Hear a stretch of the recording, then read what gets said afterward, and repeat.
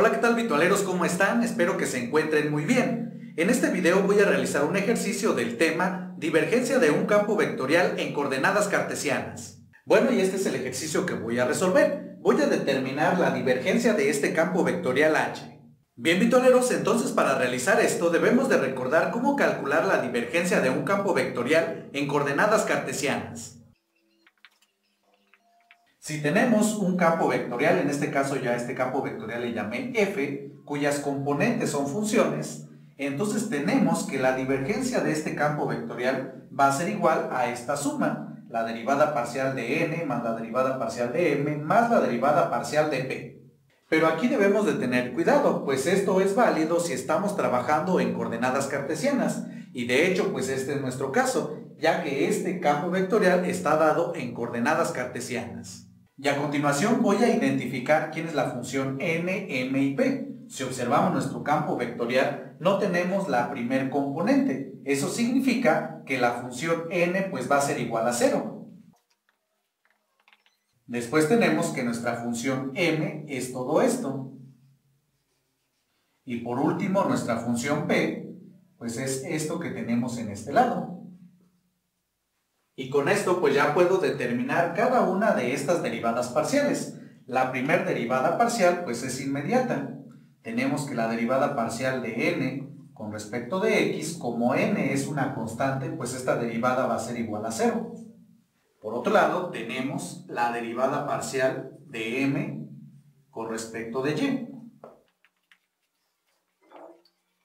Y como aquí voy a derivar parcialmente con respecto a la variable y, significa que las otras dos variables, x y z, las voy a considerar como constantes. Entonces, esto va a ser igual a lo siguiente. El seno de z lo voy a volver a escribir. Y después tenemos que derivar esta exponencial. Y la derivada de la exponencial sigue siendo ella misma.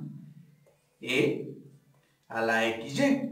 Pero además, esto va a multiplicar a la derivada, en este caso derivada parcial con respecto de y, del exponente, que es xy. Y como ya había comentado, x la estoy considerando constante. Entonces tenemos la derivada de y con respecto de y es igual a 1. Y 1 por x, pues esto es igual a x. Bien, y pues esto es igual a x que multiplica a la exponencial y que multiplica al seno de z. Y por lo tanto, esto que tenemos aquí ya es esta derivada parcial. Bueno, y por último tenemos la derivada parcial de p con respecto de z.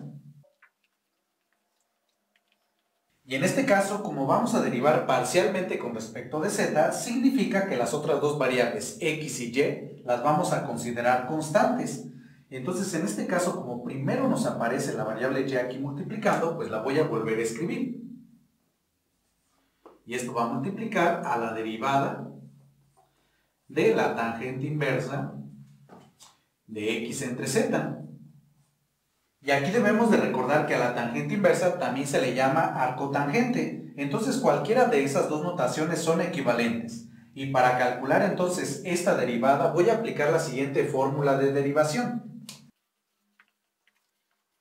Y esta nos dice que la derivada de la tangente inversa de u o arcotangente de u va a ser igual a 1 entre 1 más u al cuadrado, es decir, aquí debemos de escribir el argumento de la tangente inversa, pero al cuadrado. Y a su vez esto va a multiplicar a la derivada de u. Por lo cual, al comparar esta fórmula con lo que tenemos en este lado, observamos que el argumento u va a ser igual a x entre z. Entonces tenemos que esto va a ser igual, vuelvo a escribir la variable y la derivada de la tangente inversa de x entre z, pues va a ser igual a 1 entre 1 más el argumento al cuadrado.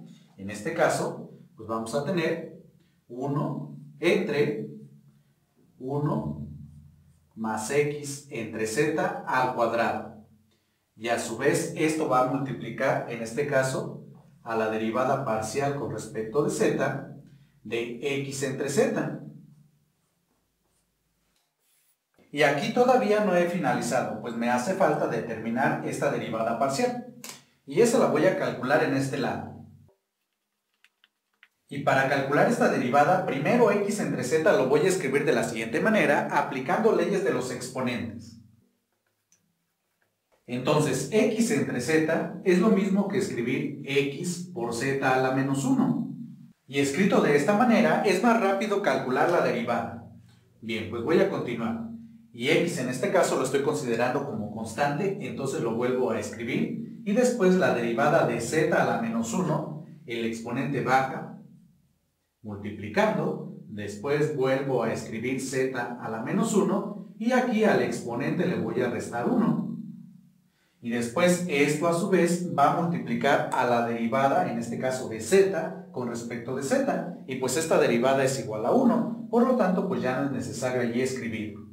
Aquí ya nada más simplifico y tenemos que esto es igual, aquí más por menos es menos, x por 1 pues sigue siendo x, sigo escribiendo z y en el exponente menos 1 es igual a menos 2. Y aquí de nuevo aplicando leyes de los exponentes, esto que he obtenido lo puedo escribir de la siguiente manera, como menos x entre z al cuadrado. Y por lo tanto, esto que tenemos aquí ya es esta derivada parcial. Bueno, y con esto entonces tenemos que la derivada parcial de p pues va a ser igual a y que multiplica a esta fracción, que lo voy a escribir de la siguiente manera. Aquí tenemos 1 más, y aquí esta fracción al cuadrado, pues es lo mismo que tener el numerador al cuadrado entre el denominador al cuadrado. Es decir, x al cuadrado entre z al cuadrado, y esto a su vez va a multiplicar a menos x entre z al cuadrado. Aquí ya nada más me queda simplificar y tenemos y por esta fracción, pues y únicamente multiplica el numerador de esta fracción. Y tenemos y por 1, pues es igual a y entre este mismo denominador. Y esto a su vez va a multiplicar a esta otra fracción.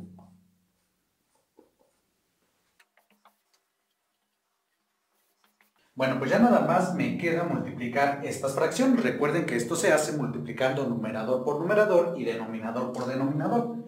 Entonces tenemos que esto es igual a menos x por y, pues es igual a menos xy, entre la multiplicación de los denominadores. Pero como aquí tenemos en este denominador un binomio, pues este z al cuadrado va a multiplicar a cada uno de estos términos. Y tenemos primero z al cuadrado por 1, pues es igual a z al cuadrado, más z al cuadrado por esta fracción.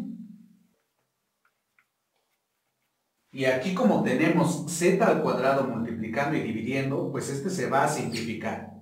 Y así únicamente aquí nos queda x al cuadrado. Y por lo tanto, pues todo esto va a ser igual a menos xy entre, primero escribo x al cuadrado, más z al cuadrado. Y por lo tanto, esto que tenemos aquí ya es la derivada parcial de p con respecto de z. Bien, vitoleros, y ya que hemos calculado cada una de estas derivadas parciales, pues ya podemos determinar la divergencia para nuestro campo vectorial h. Entonces tenemos que esta divergencia pues va a ser igual a la derivada parcial de n, pero como esta es igual a 0, pues no es necesario escribirla, más la derivada parcial de m, que es esto que tenemos en ese lado, y lo escribo.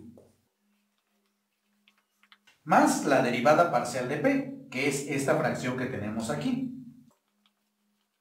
Y aquí de una vez voy a simplificar, pues tenemos más por este menos, pues es menos.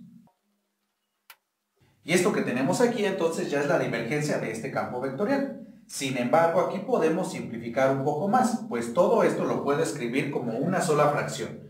Lo único que necesito hacer es realizar lo siguiente. Este denominador que tenemos en este lado va a multiplicar a todo este primer término. Y escribo entonces x al cuadrado más z al cuadrado que multiplica a todo esto. Después escribo menos XY. Y todo esto dividido entre este mismo denominador. Y por lo tanto, esto que hemos obtenido ya es la divergencia de nuestro campo vectorial H. Bien, virtualeros, y con esto finalizo este ejercicio. Espero que les haya gustado y sobre todo que les haya servido. Igual ya saben que si por ahí ha quedado alguna duda o si tienen algún comentario, nos pueden escribir. Bien, y me despido. Como ya saben, este es su canal virtual universitario. Yo soy Humberto y nos vemos la próxima.